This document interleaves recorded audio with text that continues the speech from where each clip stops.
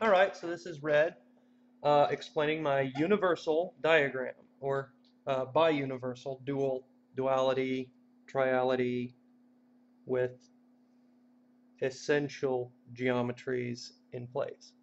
Now, first thing I want to point out is that right here at the bottom, there's one square separating the reverse edge from the top edge, and that actually puts the verge over the edge. And that might sound metaphorical, it is. Now, as far as the universe, we can use this as you, the individual universe. The expanded universe has all of the same geometries to it, except for, you'll notice, these two additional wings. Now, this is the Vesica Pisces shape doubled in size. That one and that one.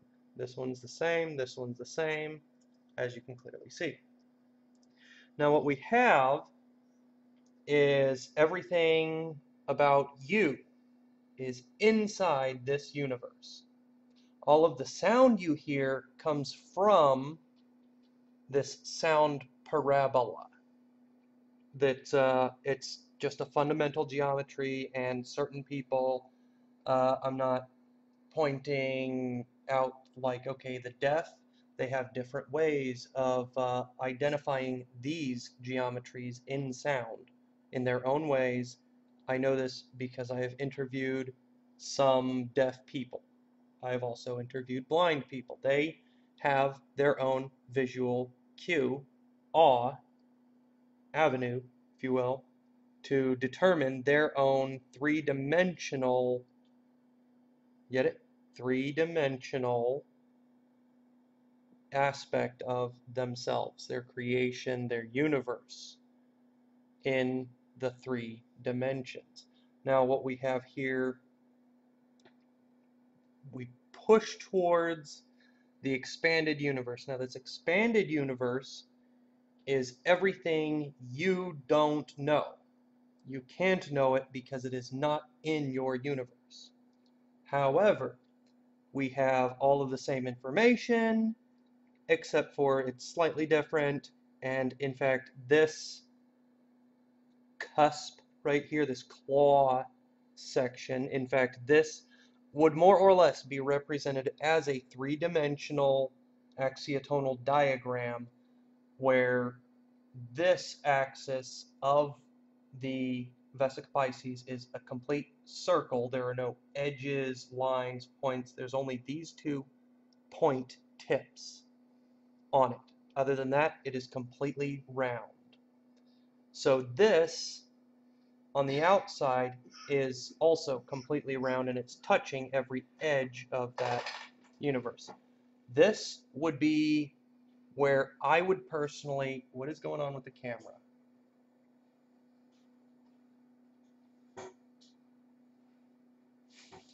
What just happened with the camera? Anyway, so this surrounding area of the expanded universe is where I would place superstitions, aliens, religions, oppositions, oppositional forces that don't understand that they're oppositional to a force. What we have is, everything you don't know about some other universe exists within this side of the shape of the expanded universe. So we'll move into the expanded universe for now, and then come back to our own home universe for a time being. We have the edge. This is represented as the edge of the universe, or the edge of the expanded universe. And if you'll notice, this Vesica Pisces only goes about halfway over the edge, because it's so much larger past the edge. You can't see it. But so we have the edge, the verge, and the ray point. The ray point is that moment where you go from the start of your universe, you get through all of these different intricacies of all of that, this and that, and then you pass through to the next universe. And once you pass through to that next universe, you can come back and forth, back and forth. Up here, past the edge, but before the verge is where all compact density of what you might consider the reverse of the Big Bang occurs, or like the supermassive black hole in the center of the galaxy. And this is fine as long as it works through the geometries in its own way. Now, when you reach the edge of your universe and you pass through to the next universe, that is essentially passing through a black hole, or what you might consider like the sound barrier, the light barrier, the bow shock wave, and it's very difficult to understand all of the information in this expanded universe as being a fundamental part of your own universe in the same sense or aspect or world, if you will. But even at that, the Vesica Piscis is based on this is an incomplete circle. Otherwise, it would be a complete circle. The Vesica Piscis is a duality of two circles coexisting together, trying to identify certain fundamental aspects of the universe. Now I'll go over universe, universe, as in like you, the person, versus you, versus the same person. It's all relative based on perspective. That actually gets me to the edge of the expanded universe. This is where it appears that a lot of people are on edge. A lot of people are so on edge because everything is compressing and it's compacting, and yet we have this expansion, and you've got all of these people on this side saying all of this bullshit about the people on this side, and all of these people on this side saying all of the bullshit of the people on this side, and everyone is on edge. We're about to verge into the next rendition of the expanded universe. What it looks like, what its shapes are, what its geometry specifically is, well, it's right there in front of you. It looks exactly the same, only from a different perspective. Which is, that's actually, I could go on and on and on and on about any subject, about any objective, about any object or situation, okay? And it will all be able to be described using these geometries in some sense of the way, in some sense of the word. There's a lot of people that they don't know this information. They don't have this information. They can't attribute anything that's happening to this information. So they go over the edge and they verge and merge with the oneness of what you might consider God, or the one. We like the one. We are all the same one person, being, acting, attributing to our own geometries of our universe, understanding different fundamental sciences and philosophies involved and inherited within. That is all well and good and fine and everything like that. I've got no problems with it. It seems like everyone else has a problem with everyone else in the expanded universe.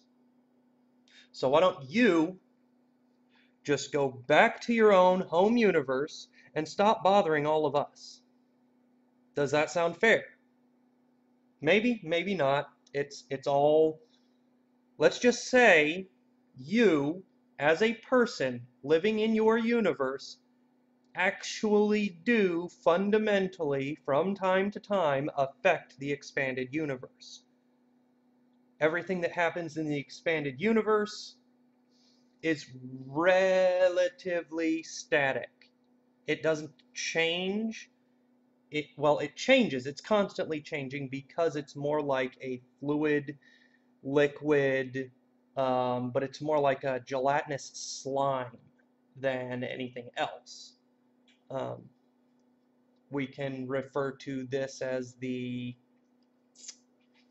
watery surface of biblical prophecy, but what my people refer to it as is liquid crystal substance or a liquid crystal state. Everyone is essentially trying to or pushing through and moving into this liquid crystal state. Like we've got TV that's made out of liquid crystal. Okay, that was one of the fundamental starting points of my people. They crystallized through a liquid.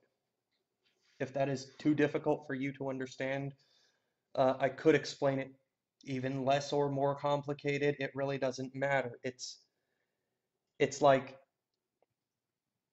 look at it this way. If it was a circle, it might be attributed as a coin, but this is that circle like halfway turned, twisted, so that you can see the edge of one side and the face of another, or you can see one edge and one side of that coin.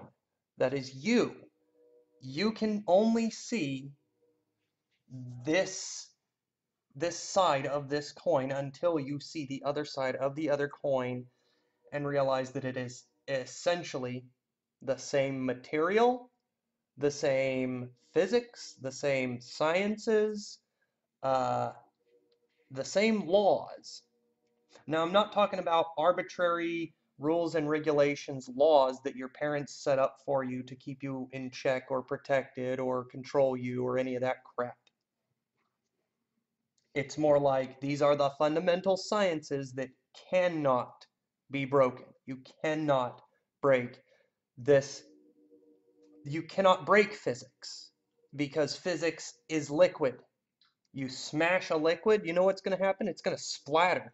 It'll make stuff look, it'll like take a drop of paint and hit it with a hammer. Yeah, it'll make a nice looking splash mark.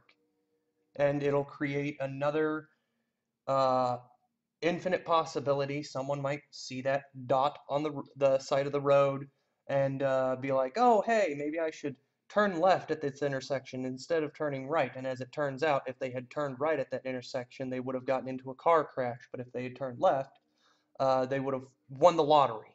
Who knows? It's like, drastically, on this side, you get into a car crash. On this side, you win the lottery. In fact, on this side, you win the lottery. On this side, we could attribute this side to the time of your birth. We could attribute this verge to the point of your death, but at the same time, there is no such thing as death. It's all a transition from one universe into another, fundamentally. And I hope this brings some clarity to those who have been struggling for so long trying to figure out what the fuck is going on and why and how. Okay, but the how is the most difficult part, and it has everything to do with this Vesica Pisces. It's all visual and audio, and these visual and audio can translate into different frequencies for different people. Like the visual could be echolocation. They can actually see based off of sound. The sound can be a visual description of what's going on. And this could be viewed of as like a colored smoke wafting off of a person at a certain point in time that, like, let's say it's a blue smoke or whatever, they just had a revelation, and the people who can't hear see that blue smoke and understand visually that they had an expansion, a realization. Let me get something clear to some other people out there. Technically, visually and auditory does and does not exist. It's okay. Physicality both does and does not exist. That's part of the process of duality. Also, if you rotate this, not like this, but you rotate this shape 90 degrees, set the two next to each other, you've got a set of eyes. Draw a circle in them, it's a set of eyes. You've got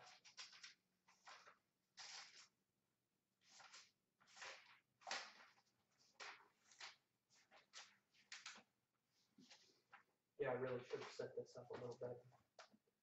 But it's okay because it's a work in progress. It's all a process, and you've got an eyeball. Everyone get a look at that. See? It's all the same geometries. Similar geometries anyway, or at least to a relative degree, and that is all that science has to offer is relatively identifiable information regarded in the physical world. At least that's from my perspective.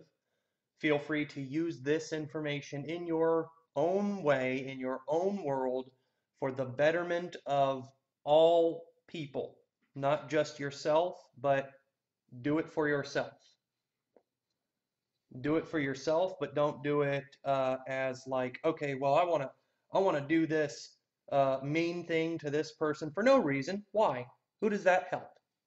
Literally, all you're doing is causing more pain and hardship for another person who's going to go through pain and hardship and then pass that along to another person who's going to go through pain and hardship.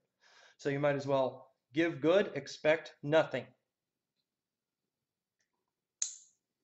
And I think that about does it for this presentation. Thank you all for tuning in. I look forward to both educating you and understanding more about who you are. And feel free to like and comment or share some art, or even if you're into YouTube videos or anything at all. Just be free and artistic. Make your world what you wish with the abilities you have to offer. That's why I'm here. And I'm here to help because I can and I want to.